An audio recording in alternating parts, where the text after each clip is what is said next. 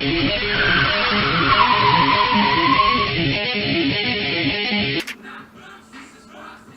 I got this 12-volt temperature controller with this probe that I needed. That's brand new and it's in Fahrenheit. I also got my O2 sensor so we can start doing stuff. Tomorrow I'm going to the exhaust shop, hopefully, so I can get some exhaust tubing and get that thing ready. So all I have to do is do the exhaust right here, down, and do a down pipe at least so it's not burning my wiring harness. Then I can start breaking it in, fire it up, and tomorrow I should be able to get some more parts and then be able to get some more stuff lined up.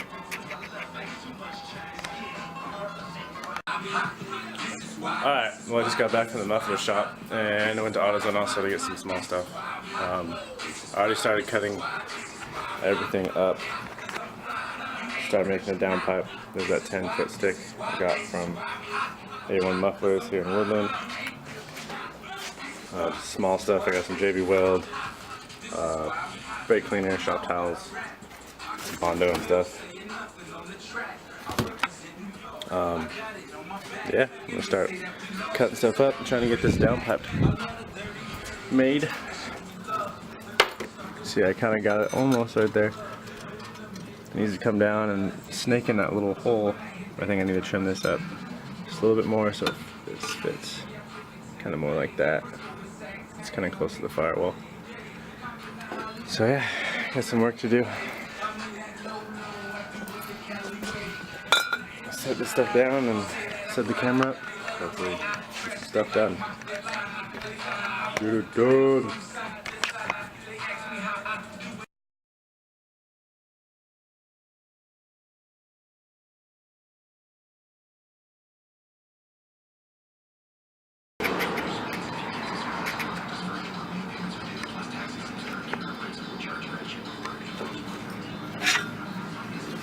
Alright, well, I think that's going to fit pretty well.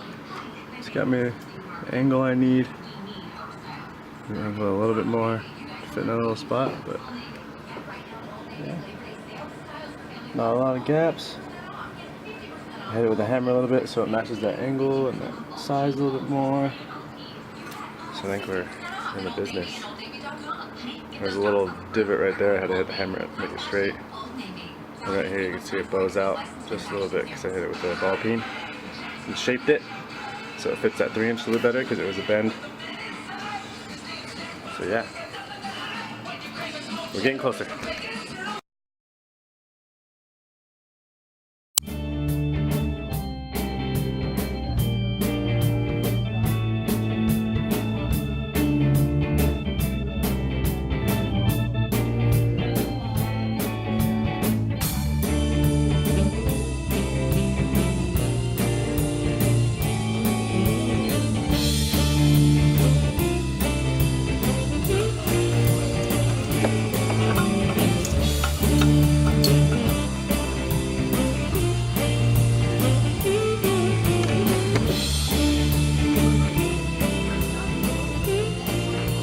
Alright, well I have most of the down pipe all marked up and cut, the angles that'll fit, numbered, 1, 2, 1, 2, 3, whatever.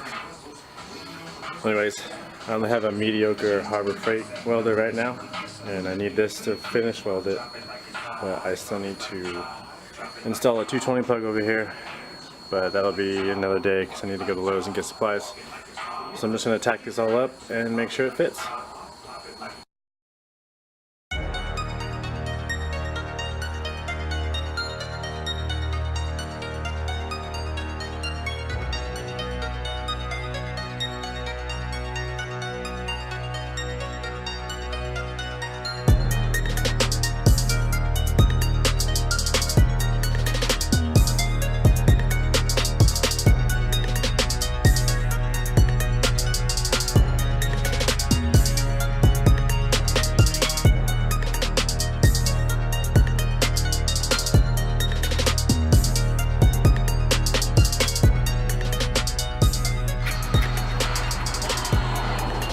getting there.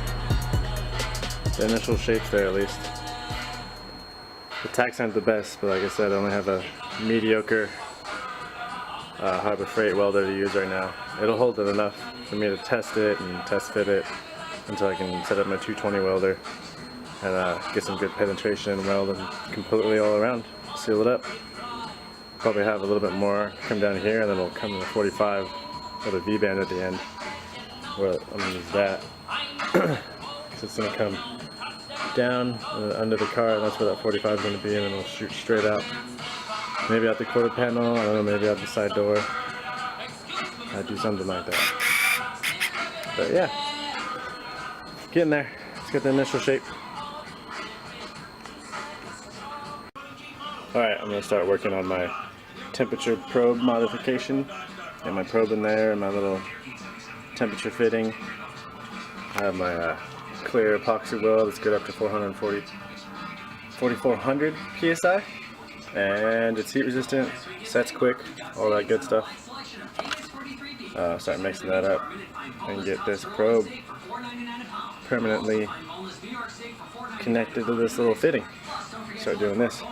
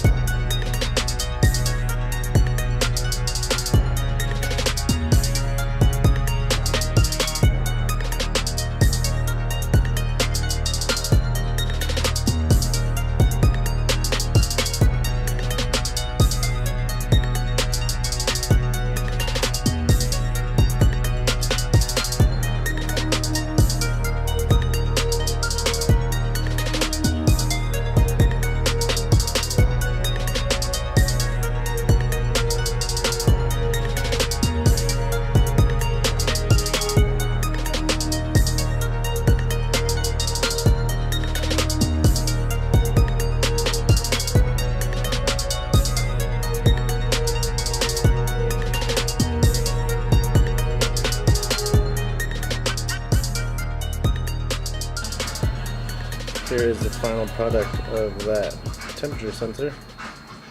See, it's all epoxy in there. Epoxy's all super hard. It's not going anywhere. It's a little crooked, but it'll do what I want to. All it has to do is tell temperature and not leak. Yeah, that's all full of epoxy. Going through here, popping out a little bit right here to hold it all in. So you can see that's all full of epoxy right there. So I don't think there'll be any leaks. And it's really sturdy. So I'll just screw this in and hook it up to my temperature controller, and we should be good to go.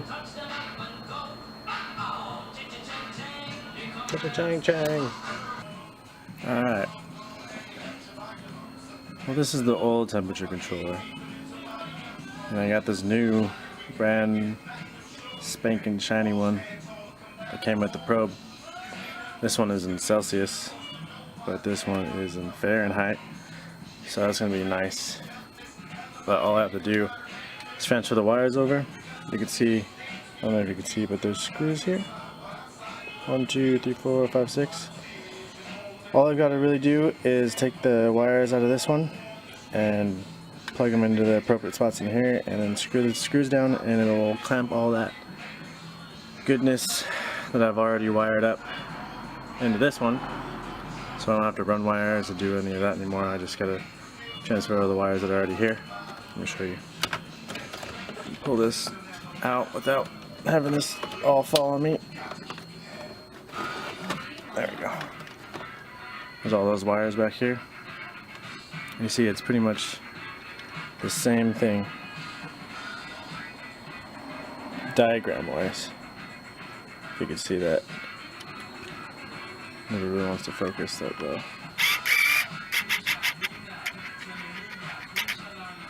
Is that better? Kinda. Yeah, same brand. This one is just in Fahrenheit and it's newer. And it came with the probe that I needed. It's only like 15 bucks maybe on eBay. So it was perfect. So I'm gonna go ahead and start doing that.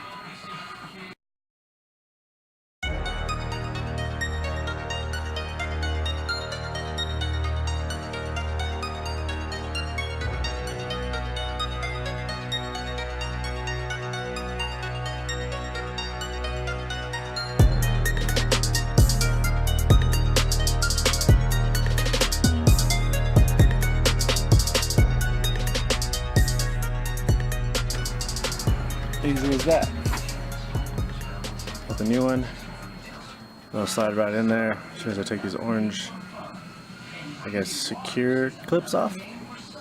Keep in mind that when I do turn this on, I'm gonna have to reprogram it because this one is programmed for it, but obviously I'm going to a new one. What's just cool about these is you can disconnect the battery or turn the power off, and they will always remember what you programmed into it. There's a website that I usually go to and it tells you exactly how to do it the easiest way. Because there's a thing where it'll want to turn on at a certain time, but then also turn off. So you have to program both that into there. But yeah, if anybody's interested in that, you can let me know and I'll send them the website, and I can also send you the link for one of these because they're cheap and they control your fans, and they also work as a temperature gauge. I guess we can go ahead and turn on the accessories and see if it works. Aha! It says error right now because there's no probe hook up to it, but I'll do that soon, and then we'll see if it tells the actual temperature, not twice as much as it should.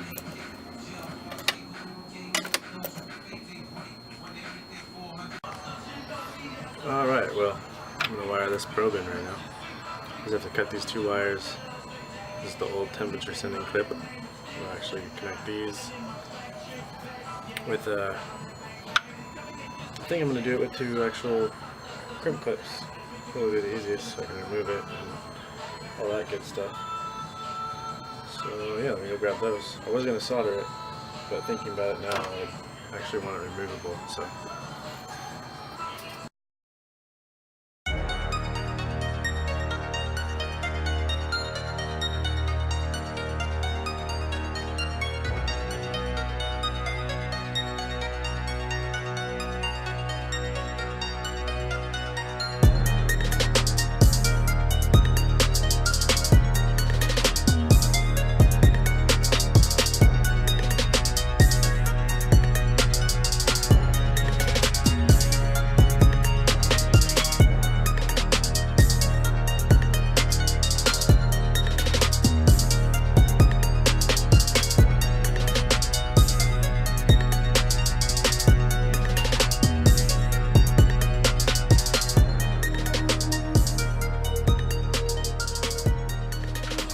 Finished up.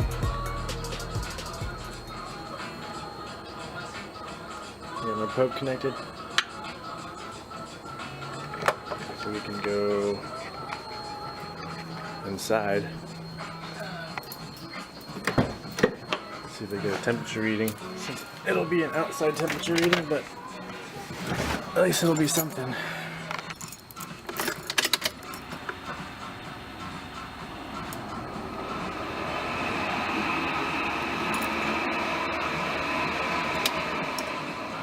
That worked out pretty good. It said it was 88.7, and I got scared because I heard a bunch of noise, but it was just the fans turning on, because this is always set on to on unless you program it, which is good. At least I know my fans work now, but it scared the shit out of me. Yeah, I saw all this stuff flying everywhere, and it was just debris from the fans turning on, which is good because I know they work from this, and this works. It says it's 88.7 degrees in here, which is feels pretty close to 90 degrees into the garage. It's hot, but yeah, that worked out pretty well, I think. We'll do some other things and try testing some more stuff, and we'll see what happens. Alright, well, I got my welder all hooked up to the 220 finally. I got a new tank of gas. So let's start welding up this downpipe. Or at least some of it, at least. It's not completely done. I still need to do this back section that goes down with the flex pipe in like a 45 degree, but I want to get this all welded up so it doesn't move or the tacks don't break off.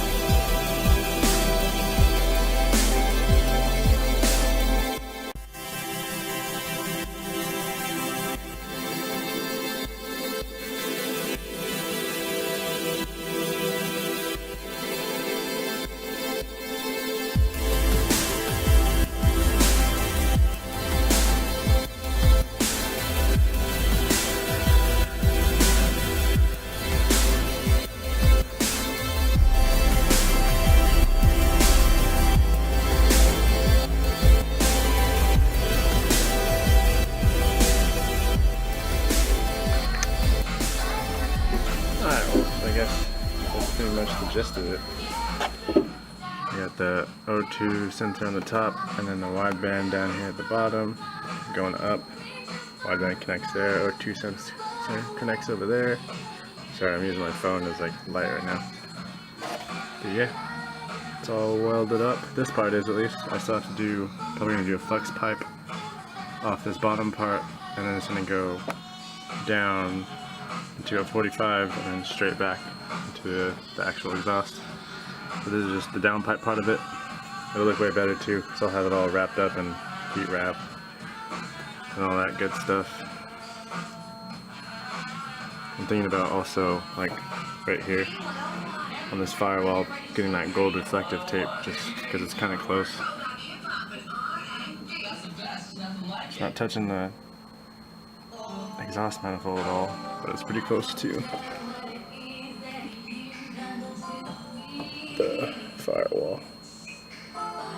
Not too close, but too close for my liking without any heat wrap and heat stuff. Goddamn strap. But yeah. I'm gonna take spinny stuff into the downpipe.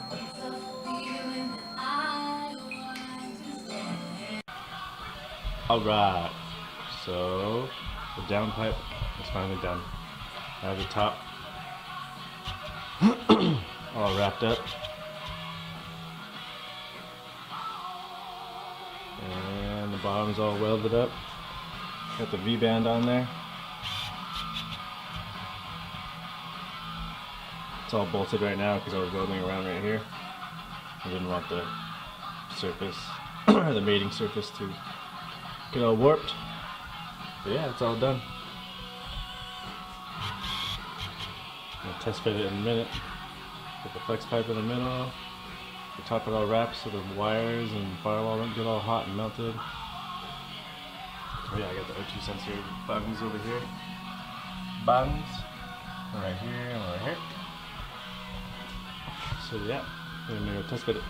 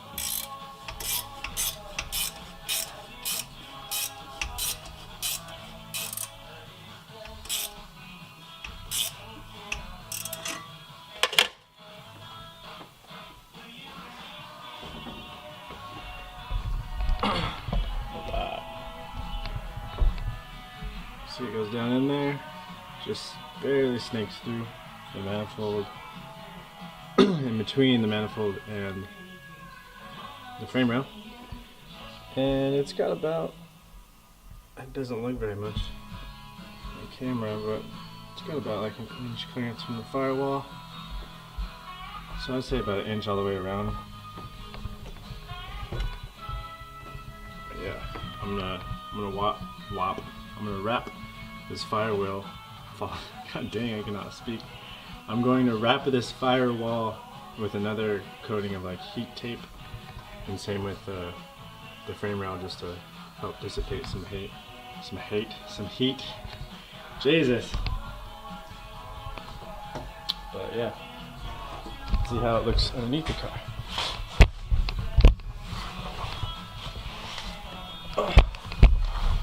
You see, it's pretty tucked up. You can just barely see it kind of below the frame rail. Yeah, and it's gonna shoot from here, bam, all the way to the back of the car. Yeah, there it is right there. Barely coming down underneath the frame rail. And my other exhaust with the V8 was way lower, so I think I should be good. And it has a flex pipe, so if it hits anything, it will flex up and down. And then you can see my wastegate right here. And my steering rail, all that good stuff. Where the wheel rubbed the inner part of the frame rail all raw, so I just covered it with some, I don't know what you call that, some bed liner so it won't rust. But yeah, let me get up. I think that's gonna be pretty much it for this video. Just wanted to get that downpipe all put together and welded up and in place so I can at least start it and the turbo's not just blowing hot exhaust airs onto the, or I guess exhaust gases onto the wiring harness and the firewall and all that stuff. So the only thing I need to do now is get the drive shaft shortened, and that's it, and I can start it up. Double check everything while it's started and break it in, and then I can have a running car again. Oh yeah, and I also finished welding the cage 100% up and added some roof gaskets and some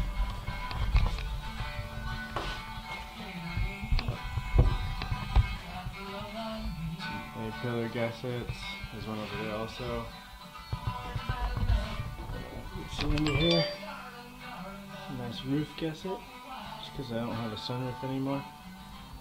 I'm also going to be doing a sunroof deleting panel that I have over there, and some other goodies. But yeah, I'm going to end it here. So thanks for watching, and I guess I should start saying don't forget to like, comment, and subscribe. On the grill, so now we eat. The cops cruise by looking for the booze, but what Ruben had was plain and simply apple juice. Coming up short, just like a fool. Back to his car with nothing he could do. All the cars in the parking lot, low profile, and everywhere you look, you see somebody styling. Cars with lips rolling deep with booming sound. It's a good time to cruise around in the parking lot where the brownies were stacking.